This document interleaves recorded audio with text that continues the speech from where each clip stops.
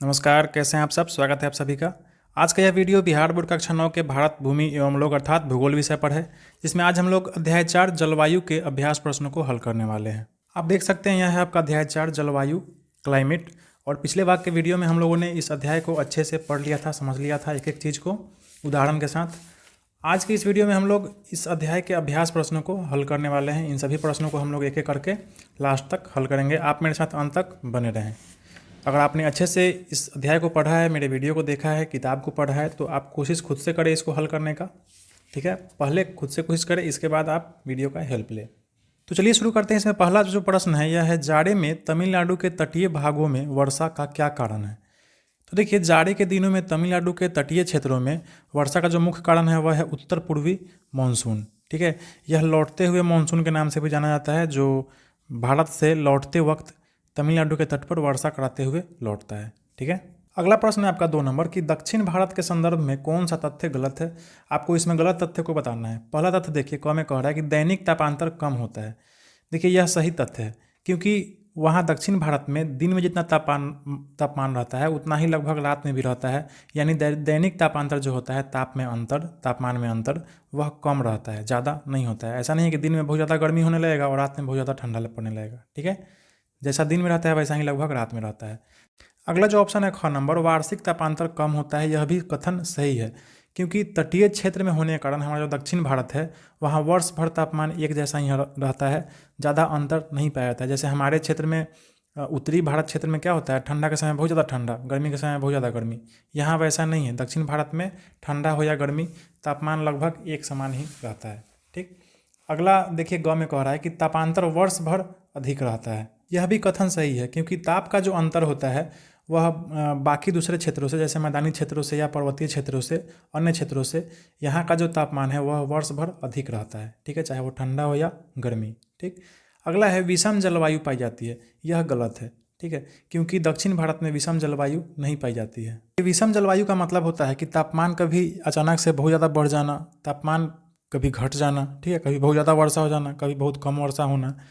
तो इस तरह का जो स्थिति है यह दक्षिण भारत में ज़्यादा नहीं होता है। यह ज़्यादातर उत्तर भारत में होता है। ठीक है, बहुत ज़्यादा ठंडा पड़ना, बहुत ज़्यादा बाढ़ आना, ठीक, बहुत ज़्यादा गर्मी, तो ये सब उत्तर भारत में ऐसा पाया जाता है। दक्षिण भारत में ये सब कम पाया जाता है। तो विषम जलवायु यहाँ पे पाई जाती है, यह तथ्य गलत है। ठीक है, अगला प्रश्न है, देखिए, जब सूर्य कर्क की रेखा पर सीधा चमकता है तो उसका क्या प्रभाव होता है।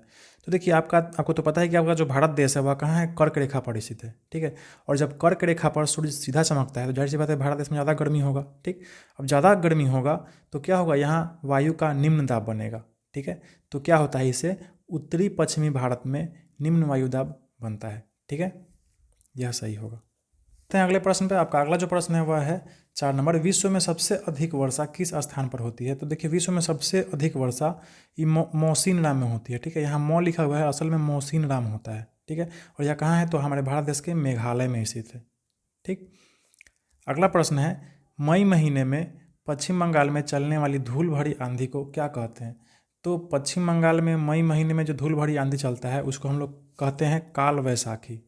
ठीक है, और इस काल वैसाखी को नॉर्वेस्टर भी कहा जाता है।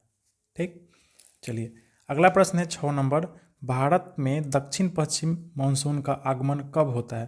तो देखिए, भारत में दक्षिण पश्चिम मानसून जो होता है वह 1 जून को आता है, और यह कहाँ टकराता है, तो हमारे देश के केरल राज्य में सबसे पहले टकराता है। जाड़े में सबसे ज़्यादा ठंडा कहाँ पड़ता है। तो देखिए, आपके किताब के अनुसार जाड़े में सबसे ज़्यादा ठंडा खिलन मर्ग में पड़ता है। ठीक है, लेकिन जब मैंने गूगल सर्च किया तो पाया कि जम्मू कश्मीर में एक द्रास जगह है। ठीक है, वहाँ पे बहुत ज़्यादा ठंडा पड़ता है। ठीक है, अगला प्रश्न है कि उत्तर पश्चिमी भारत में शीतकालीन वर्षा का क्या कारण है। तो उत्तर पश्चिमी भारत में शीतकालीन वर्षा का जो कारण है यह पश्चिमी विक्षोभ है। ठीक है, यह नहीं होगा, क्या है, पश्चिमी विक्षोभ। चलिए, आपका अगला प्रश्न है 9 नंबर कि ग्रीष्म ऋतु का कौन सा स्थानीय तूफान है जो कहवा की खेती के लिए उपयोगी होता है। तो सबसे पहले तो आप यह समझिए कि यह कहवा जो है इसको कॉफ़ी कहते हैं, और यह हमारे देश के कर्नाटक राज्य में बहुत ज़्यादा होता है। ठीक है, और यह जो है स्थानीय तूफान आम्र वर्षा के कारण होता है, इसको मैंगो शॉवर भी कहते हैं। ठीक है, चलिए अगला प्रश्न है, आपको रिक्त स्थान को भरना है। इसमें पहला है, जनवरी में चेन्नई का तापमान कोलकाता से डैश रहता है। तो देखिए, जनवरी में ठंडा का मौसम होता है हमारे देश में, और ठंडे के मौसम में चेन्नई का जो तापमान होगा वह कोलकाता से क्या होगा, अधिक होगा। ठीक है, अधिक कैसे होगा, तो देखिए चेन्नई जो है वह दक्षिण भारत में है और कोलकाता उत्तर भारत में है, ठीक है। तो उस समय सूर्य जो होता है वह कहाँ चमकते रहता है, दक्षिणी गोलार्ध की तरफ, ठीक है। तो जाहिर सी बात है भारत के दक्षिण में क्या होगा, गर्मी रहेगा और उत्तर में ठंडा, इसलिए कोलकाता में चेन्नई की अपेक्षा कम तापमान रहता है, ठीक। चलिए अगला है, उत्तर भारत में वर्षा पूरब की अपेक्षा पश्चिम की ओर कम होती है, ठीक है। पूरब की अपेक्षा पश्चिम में कम वर्षा होने का कारण यह है कि मानसून पहले पूर्वी पहाड़ियों से टकराता है हमारे भारत देश के, ठीक है, और फिर उधर से धीरे धीरे घूमते हुए जाता है पश्चिम की तरफ, ठीक। और जाते जाते उस मानसून में जो बारिश कराने का क्षमता होता है वह धीरे धीरे घटते जाता है, ठीक। इसलिए पूरब की अपेक्षा पश्चिम की ओर कम वर्षा होती है, ठीक। चलिए अगला प्रश्न है, मानसून शब्द का प्रयोग सर्वप्रथम कहाँ के नाविकों ने किया था, तो अरब के नाविकों ने किया था, ठीक है, अरब के, आप किताब में पढ़े होंगे। अगला है, पश्चिमी घाट पहाड़ के पश्चिम भाग में डैश वर्षा होती है, तो देखिए अधिक वर्षा होती है, ऐसा क्यों, क्योंकि पीछे पढ़ चुके हैं कि मानसून कहीं भी जब पहाड़ से टकराता है तो क्या होता है, टकराने से पहले टकराते समय ही सारा वर्षा वहीं पे पानी गिरा देता है, ठीक। फिर पहाड़ को जब पार करता है तो उसके बाद उसमें पानी थोड़ा कम जाता है तो आगे वर्षा नहीं हो पाता है, ठीक। तो वही कह रहा है कि मानसून जो होता है वह पश्चिमी घाट में पश्चिम की तरफ से आता है, दक्षिणी पश्चिमी मानसून जो होता है वह पश्चिम की तरफ से आता है, और पश्चिमी घाट पहाड़ से जब टकराता है तो सारा पानी पश्चिम तरफ ही गिरा देता है, ठीक। और जब उस पहाड़ से जब आगे बढ़ता है तो उसमें उतना पानी नहीं रह पाता है वर्षा के लिए, ठीक है, इसलिए पश्चिम भाग में अधिक वर्षा होता है। चलिए अगला जो प्रश्न है, पर्वत का डैश भाग वृद्धि छाया प्रदेश होता है, यह गलत लिखा हुआ है, यहाँ पे वृष्टि होगा, ठीक है, वृष्टि छाया प्रदेश होता है। तो पर्वत का जो पवन विमुख भाग होता है, ठीक है, पवन विमुख मतलब जिस तरफ से पहाड़ से टकरा रहा है उसके उल्टा वाला भाग, इसको आप उदाहरण समझिए, मान लीजिए यह पहाड़ है, ठीक है, और इधर से पवन आ रही है, ठीक। तो ये मानसून जब टकराएगी इस पहाड़ से तो सारा पानी कहाँ गिरा देगी, इधर ही गिरा देगी, ठीक। और इस पहाड़ को जब पार करेगी तो इधर कम वर्षा होगी, ठीक। यही बात यहाँ पे आपको घ में पूछ रहा है कि पश्चिमी घाट पहाड़ के पश्चिम भाग में अधिक वर्षा होती है, यानी मान लीजिए पश्चिमी घाट पहाड़ी है तो इसके पश्चिम में अधिक वर्षा होगी, पूरब में कम वर्षा होगी। इस बात कह रहा है कि पर्वत का डैश भाग वृष्टि छाया प्रदेश होता है, तो किसी पर्वत का पवन विमुख भाग जो होता है, यानी इधर से अगर हवा टकरा रहा है तो इसके बाद वाला, ठीक है, इसके उल्टा वाला भाग जो होता है, ठीक है, वह क्या होता है, वृष्टि छाया प्रदेश, यानी यहाँ पे कम वर्षा होता है, ठीक। क्योंकि टकराते समय सारा वर्षा यहीं पे होता है, टकराने के बाद इधर वर्षा कम होता है, इसलिए इसको क्या कहते हैं हम लोग, वृष्टि छाया प्रदेश कहते हैं। तो वही कह रहा है यहाँ पे क्या होगा, पवन विमुख होगा, ठीक है, यानी हवा जिस ओर से पहाड़ से टकरा रहा है उसके पीछे का भाग, ठीक है।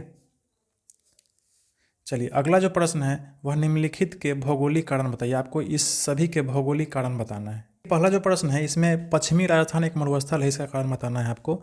तो देखिए पश्चिमी मानसून जैसे जैसे भारत के पूरब से पश्चिम की ओर बढ़ती है वर्षा की मात्रा कम होने लगती है और अंत में राजस्थान के पश्चिम भाग तक पहुंचने से पहले सूख जाती है, अतः बहुत समय से शुष्क तथा वर्षा रहित जलवायु होने के कारण यहाँ मरुस्थल का निर्माण हो गया है, ठीक है। तो इसका उत्तर में आप इतना लिख सकते हैं कारण में। अगला है ख में, तमिलनाडु में जाड़े में वर्षा होती है क्यों, तो इसके उत्तर में आप लिख सकते हैं कारण में कि सितंबर के अंत में जब सूर्य दक्षिणायन होने लगता है तो वायु का निम्न दाब दक्षिण में खिसक जाता है, जिससे दक्षिणी पश्चिमी मानसून कमजोर होकर वापस दक्षिण की तरफ लौटने लगता है, अतः जाड़े में यह मानसून लौटने के क्रम में तमिलनाडु में वर्षा कराती है, ठीक है। अगला है, भारतीय कृषि मानसून के साथ जुड़ा हुआ है क्यों, गलत लिखा गया होगा, ठीक है। तो इसके उत्तर में आप लिख देंगे कि क्योंकि भारत में लगभग 85% वर्षा मानसून के कारण होती है, जब अच्छी वर्षा होती है तो यहाँ के किसान खेतों में बीज बो देते हैं और फसल बढ़िया होती है, परंतु मानसून के अनिश्चित होने के कारण कभी फसल मारी भी जाती है, ठीक है। अतः कहा जाता है कि भारतीय कृषि मानसून के साथ जुड़ा हुआ है, ठीक। अगला है घ, मौसम राम में विश्व की सर्वाधिक वर्षा होती है क्यों, तो देखिए क्योंकि बंगाल की खाड़ी की तरफ से मानसून उत्तर की ओर बढ़ते हुए सबसे पहले असम मेघालय में पहुंचकर पूर्वांचल तथा गारो खासी व जयंती पहाड़ से टकराकर असम की घाटी तथा मेघालय के मासिन राम में भारी वर्षा कराती है, अतः मासिन राम में विश्व की सर्वाधिक वर्षा होती है, ठीक है। अगला है, ऊटी में सालों भर तापमान काफ़ी नीचे रहता है क्यों, असल में ऊटी जो है वह भारत के दक्षिण क्षेत्र में है, तो यहाँ सालों भर तापमान कैसे कम रहता है, यही आपको कारण बताना है। तो इसको तो आप लिख सकते हैं कि क्योंकि जैसे जैसे समुद्र तल से धरातल की ऊंचाई बढ़ती जाती है वहाँ का वायुमंडल का तापमान घटता जाता है, तो आप पढ़ चुके हैं। यही कारण है कि निम्न अक्षांश में स्थित होते हुए भी ऊटी में तापमान काफ़ी कम रहता है। ठीक है, क्योंकि इसका जो ऊंचाई है वह समुद्र तल से बहुत ज़्यादा है। अगला प्रश्न है, निम्नलिखित प्रश्न के उत्तर दे। यह छोटा छोटा प्रश्न है, इसको आपको उत्तर देना है। पहला है, जाड़े के दिनों में भारत में कहाँ कहाँ वर्षा होती है। तो देखिए, जाड़े के दिनों में मुख्य रूप से भारत के उत्तर पश्चिमी भाग जैसे राजस्थान, पंजाब इत्यादि के हिस्सों में तथा दक्षिण पूर्वी तटीय भाग अर्थात तमिलनाडु में वर्षा होती है। ठीक। दूसरा है, फेडेल का क्या नियम है। फेडेल का नियम आपने पढ़ा है, वह क्या है। तो इस नियम के अनुसार धरातल पर चलने वाली मुख्य रूप से सभी हवाएं पृथ्वी की गति के कारण उत्तरी गोलार्ध में दाहिनी ओर तथा दक्षिणी गोलार्ध में बाईं ओर मुड़ जाती है। यही है फेडेल का नियम। ठीक है। अगला है, जेट स्ट्रीम क्या है। तो देखिए, जेट धाराएं लगभग 27 से 30 डिग्री उत्तर अक्षांश के बीच वायुमंडल के ऊपरी भाग में चलते हैं। इन्हें उपोष्ण कटिबंधीय पश्चिमी जेट धारा कहा जाता है। यह सितंबर से मार्च तक हिमालय के दक्षिणी छोर पर चलते हैं तथा देश के उत्तर एवं उत्तर पश्चिमी भाग में पश्चिमी चक्रवाती विक्षोभ के रूप में आकर वर्षा कराते हैं। ठीक है, चलते हैं आगे अगले प्रश्न पे। अगला जो प्रश्न है आपका, भारतीय मानसून की 3 प्रमुख विशेषताएं बताइए। भारतीय कृषि मानसून के साथ जुड़ी हुई है क्योंकि भारत में अधिकतर वर्षा दक्षिणी पश्चिमी मानसून द्वारा ही होती है। ठीक है। दूसरे बिंदु में लिखेंगे कि मानसून भारत के केरल तट पर 1 जून को पहुंचता है तथा मध्य जुलाई तक संपूर्ण भारत पर छा जाता है, जिससे खरीफ फसलों की बुआई में काफ़ी सहायता मिलती है। अगले बिंदु में लिखेंगे कि 15 नवंबर तक यह मानसून पूरे भारत को छोड़ देती है तथा वापस लौट जाती है। लौटने के क्रम में भी तमिलनाडु के तटीय क्षेत्रों में यह वर्षा कराती है। ठीक है। अगला है, लू से आप क्या समझते हैं, यानी यह लू क्या है। ठीक। तो देखिए, उत्तरी भारत में चलने वाली अत्यंत गर्म एवं शुष्क पछुआ पवन को लू कहते हैं। ठीक है। चलिए अगला प्रश्न है, मानसून विस्फोट क्या है। ठीक है। तो जब दक्षिणी पश्चिमी मानसून के द्वारा किसी क्षेत्र में भारी वर्षा होती है तो इसे मानसून का विस्फोट कहते हैं। ठीक। अगला है, भारत के अत्यधिक गर्म एवं ठंडे क्षेत्रों का नाम बताइए। तो देखिए, भारत का अत्यधिक गर्म क्षेत्र राजस्थान में स्थित थार मरुस्थल है तथा अत्यधिक ठंडा क्षेत्र जम्मू कश्मीर में स्थित खिलनमर्ग तथा द्रास है। ठीक है। चलिए अगला प्रश्न है, दीर्घ उत्तरीय प्रश्न क, भारत की मानसूनी जलवायु के क्षेत्रीय विभिन्नताओं को सोदाहरण समझाइए। तो देखिए, पहले प्रश्न के उत्तर में आप लिखेंगे, भारत की मानसूनी जलवायु के क्षेत्रीय विभिन्नताएं निम्न है। भारत में मानसूनी हवाओं की दिशा 6 माह दक्षिण पश्चिम और 6 माह उत्तर पूर्व रहती है। सर्वप्रथम दक्षिण पश्चिमी मानसून के केरल के तट पर 1 जून को पहुंचता है और शीघ्र ही मुंबई कोलकाता होते हुए मध्य जुलाई तक संपूर्ण भारत पर छा जाता है। इससे भारत में अच्छी वर्षा होती है तथा यह भारतीय कृषि को काफ़ी सहायता प्रदान करती है। ठीक है। अगला बिंदु है, पर्वत के पवन अभिमुख ढाल पर यह मानसूनी हवाएं भारी वर्षा कराती है, परंतु पर्वत के पवन विमुख ढाल वृष्टि छाया प्रदेश बन जाता है। ठीक है, जिससे पश्चिमी घाट का पूर्वी भाग तथा हिमालय के उत्तरी ढलान पर बहुत कम वर्षा होती है। अगले बिंदु में है, यह मानसून भारत के उत्तर पश्चिम तक पहुंचते पहुंचते कमजोर पड़ जाती है, जिससे राजस्थान का पश्चिमी भाग में बहुत कम वर्षा होती है। अतः यहाँ बहुत बड़ा मरुस्थल का निर्माण हो चुका है। ठीक है। अगला बिंदु में लिखेंगे कि नवंबर दिसंबर में सूरज जब मकर रेखा पर लंबवत चमकने लगता है, निम्न दाब क्षेत्र उत्पन्न होने के कारण दक्षिणी पश्चिमी मानसून लौटते हुए उत्तर पूर्वी मानसून बन जाती है। इसके लौटने के क्रम में भी तमिलनाडु के तटीय क्षेत्रों में वर्षा होती है। अगला प्रश्न है, ख, भारत में कितनी ऋतुएं पाई जाती है, किसी एक का भौगोलिक विवरण दीजिए। इसके उत्तर में आप लिखेंगे कि भारत में भौगोलिक दृष्टि से निम्न ऋतुएं पाई जाती है। शीत ऋतु मध्य नवंबर से मध्य मार्च तक, ग्रीष्म ऋतु मध्य मार्च से मध्य जून तक, वर्षा ऋतु मध्य जून से मध्य सितंबर तक, लौटती मानसून ऋतु मध्य सितंबर से मध्य नवंबर तक। शीत ऋतु में लिखेंगे, किसी एक के बारे में लिखना है तो आप शीत ऋतु में ही लिखिए। ठीक है, आप अपने मन से कुछ भी लिख सकते हैं, मैंने शीत ऋतु का उदाहरण दिया है। शीत ऋतु में आप लिखेंगे, शीत ऋतु भारत में मध्य नवंबर से मध्य मार्च तक रहता है। इस समय सूरज दक्षिणी गोलार्ध में विषुवत रेखा पर सीधा चमकता है तथा उत्तरी गोलार्ध में तिरछा चमकता है।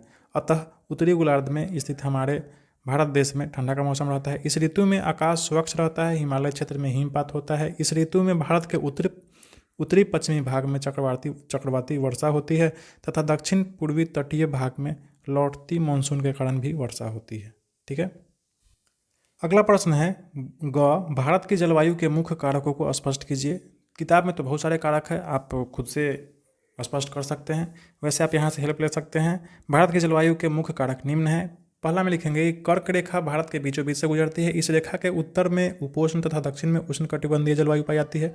इससे दक्षिण भारत गर्मी एवं उत्तर भारत अपेक्षाकृत ठंडा रहता है।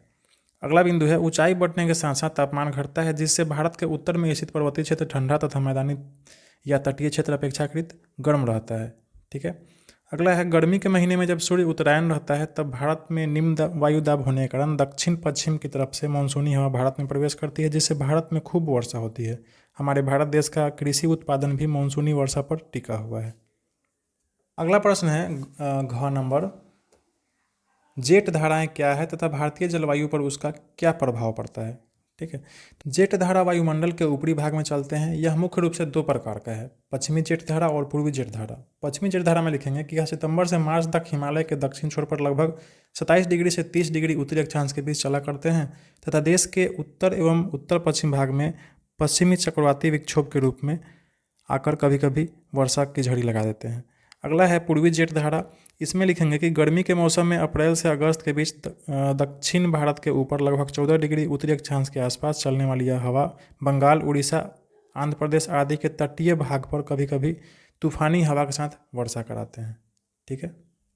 अगला प्रश्न है अंग, भारत में होने वाली मानसूनी वर्षा का एवं उसकी विशेषताओं को स्पष्ट कीजिए। देखिए, इसमें आप तो बहुत सारा लिख सकते हैं। भारत में मानसून का आगमन 1 जून को केरल के तट पर होता है और शीघ्र ही मुंबई, कोलकाता होते हुए मध्य जुलाई तक संपूर्ण भारत पर छा जाता है।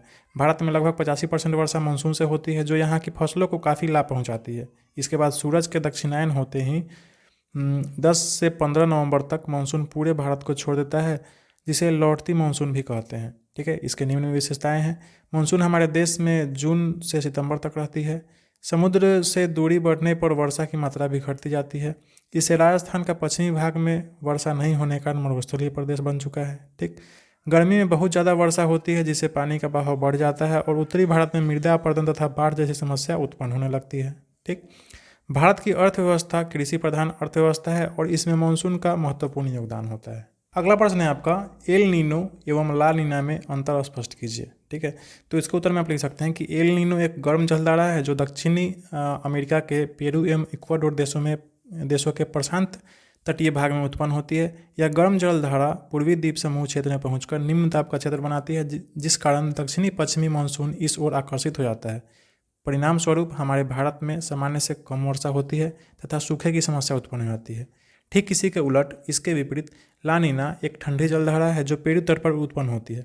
यह पूर्वी द्वीप समूह के क्षेत्र में पहुंचकर उच्च वायुदाब का क्षेत्र बनाती है, जिससे इसकी कुछ मात्रा दक्षिणी पश्चिमी मानसून के साथ मिलकर भारत में प्रवेश कर सामान्य से अधिक वर्षा कराती है, जिससे हमारे देश में बाढ़ की समस्या उत्पन्न हो जाती है। ठीक है। अब चलते हैं अगले प्रश्न पर। अगला जो आपका प्रश्न है वह है मानचित्र कला पर है।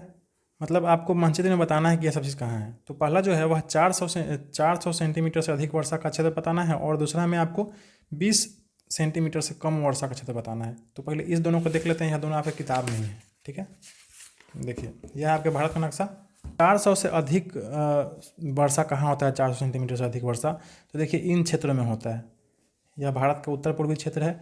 इन क्षेत्रों में 400 सेंटीमीटर, एकदम पूरा काला काला है, इन क्षेत्रों में 400 से भी अधिक सेंटीमीटर से अधिक वर्षा होती है। ठीक है। इसके अलावा यह जो क्षेत्र है, ठीक है, भारत का जो पश्चिमी तट का जो पश्चिमी भाग है, इस तट पर भी बहुत ज़्यादा वर्षा होता है, 400 सेंटीमीटर से के आसपास होता है। ठीक। तो यह जो क्षेत्र है यह बहुत ज़्यादा वर्षा वाला क्षेत्र है, यह भाग और यह भाग। अगला कह रहा है कि 20 सेंटीमीटर से कम वर्षा कहाँ कहाँ होता है। तो देखिए 20 सेंटीमीटर से कम वर्षा, देखिए यहाँ देखिए यह उजला वाला भाग है 20 सेंटीमीटर से कम वाला। तो यह मुख्य रूप से देखिए राजस्थान के पश्चिमी क्षेत्र में होता है। यहाँ मरुस्थल है, यहाँ वर्षा होता ही नहीं है। ठीक है। इसके बाद देखिए भारत देश का सबसे उत्तरी क्षेत्र, ठीक है, इधर भी वर्षा बहुत कम होता है, क्योंकि सारा मानसून जो है वह पहाड़ से टकरा के इधर ही वर्षा करा जाता है। उसके बाद पहाड़ जब पार करता है मानसून तो उसके हवा में पानी बचता ही नहीं है। ठीक है।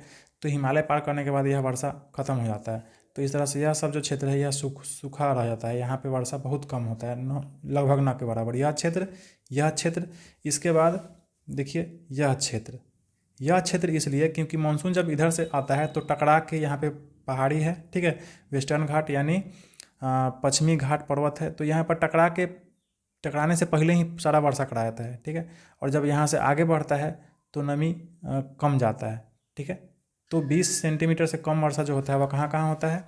तो एक तो यह क्षेत्र हो गया, ठीक है, एक राजस्थान का पश्चिमी क्षेत्र, और यह एक क्षेत्र यहाँ हो गया। आपका अगला जो है वह है ग में, भारत में दक्षिणी पश्चिमी मानसून की दिशा क्या है? दक्षिण पश्चिमी मानसून किधर से आती है? उसका दिशा बताना है। तो मैंने पढ़ाते समय यह मैप में मैंने आपको बताया था कि भारत में जो दक्षिण पश्चिम मानसून है वह किस तरफ से कैसे इस तरफ से ऐसे आती है, ठीक है, और इस तरह से पूर्वी भारत के पूर्वी क्षेत्र में टकराती है, यहाँ के पहाड़ियों में, और यहाँ पे खूब वर्षा कराती है, ठीक। फिर उसके बाद यहाँ से फिर ऐसे घूम जाती है, ठीक है, और हमारे भारत देश के उत्तरी क्षेत्र में पश्चिमी क्षेत्र की तरफ बढ़ने लगती है, और फिर धीरे धीरे बढ़ते बढ़ते क्या होता है, यहाँ पे वर्षा खत्म हो जाता है, ठीक है। तो यही है दक्षिण पश्चिम मानसून का दिशा। चलिए अगला है शीतकालीन वर्षा वाले क्षेत्र, यानी भारत देश में शीतकाल में ठंडा के समय में कहाँ कहाँ वर्षा होता है। तो देखिए यह भारत का जो देखिए उत्तरी क्षेत्र है, इसमें शीतकाल में मुख्य रूप से इधर ही वर्षा होता है। यही जो क्षेत्र है यह शीतकाल में यहाँ पे ज़्यादा वर्षा होता है, ठीक है, इसको आप दर्शा लेंगे। और उसके बाद फिर देखिए शीतकाल में लौटते हुए मानसून जो होता है यह तमिलनाडु के तटीय क्षेत्रों में वर्षा कराता है, तो शीतकाल में इधर भी वर्षा होता है, ठीक है। इस दोनों को आप अपने मैप में दर्शा लेंगे। अगले में अंगा में देखिए आपको चेरापूंजी, मौसिनराम, जोधपुर, मैंगलोर, ऊटी, नैनीताल को दर्शाना है। तो इसको भी हम क्या करेंगे, मैप पे देखिए किस प्रकार दर्शा लेंगे। सबसे पहले तो चेरापूंजी और मौसिनराम जो है वह भारत देश के मेघालय में स्थित है। देखिए यह मेघालय है, ठीक है, और इस मेघालय राज्य में यहीं पे चेरापूंजी है, इसके बगल में मौसिनराम है, ठीक है। यहाँ पे बहुत ज़्यादा वर्षा होता है, पूरे विश्व में सर्वाधिक वर्षा इसी मौसिनराम में होता है, ठीक है। चेरापूंजी में भी बहुत ज़्यादा वर्षा होता है, ठीक है, तो यहीं पे है। इसके बाद देखिए नैनीताल के बारे में दिया हुआ है, तो यह नैनीताल जो है यह उत्तराखंड में यहीं पे स्थित है, ठीक है। यह पूरा उत्तराखंड जिला है, उत्तराखंड राज्य है, ठीक। इसके बाद जोधपुर है, तो देखिए जोधपुर जो है यह राजस्थान में पड़ता है, राजस्थान राज्य है, इसमें जोधपुर यहीं पे पड़ता है, ठीक है। इसके बाद आते हैं हम कर्नाटक में। देखिए यहाँ कर्नाटक है और इसी कर्नाटक में यहाँ पे मैंगलोर है, ठीक है। कर्नाटक का जो राजधानी है वह बेंगलुरु है, वह बेंगलुरु यहाँ पे है और मैंगलोर यहाँ पे है, समुद्र से सटा हुआ है, ठीक। इसके बाद आपको ऊटी पूछा गया है, तो देखिए ऊटी जो है वह तमिलनाडु में स्थित है, यही है तमिलनाडु, और इस तमिलनाडु के यहाँ पे स्थित है आपका ऊटी शहर, ठीक है। तो इस तरह से आपने इन सभी को दर्शा लिया, ठीक है। तो इस तरह से आपने सभी प्रश्नों को एक एक करके अच्छे से हल कर लिया। यह वीडियो आपको कैसा लगा हमें कमेंट करके ज़रूर बताइए। कहीं पे कुछ मिस्टेक हो गया हो तो उसको आप कमेंट करके हमको बता दीजिए। और इसके बाद मैं कहना चाहूँगा कि वीडियो बनाने में काफ़ी मेहनत लगता है, इसलिए कृपया आप वीडियो को लाइक करना ना भूलें, चैनल को सब्सक्राइब करना ना भूलें, अपने दोस्तों को शेयर करना ना भूलें। Thank you. पढ़ते रहें, खुश रहें।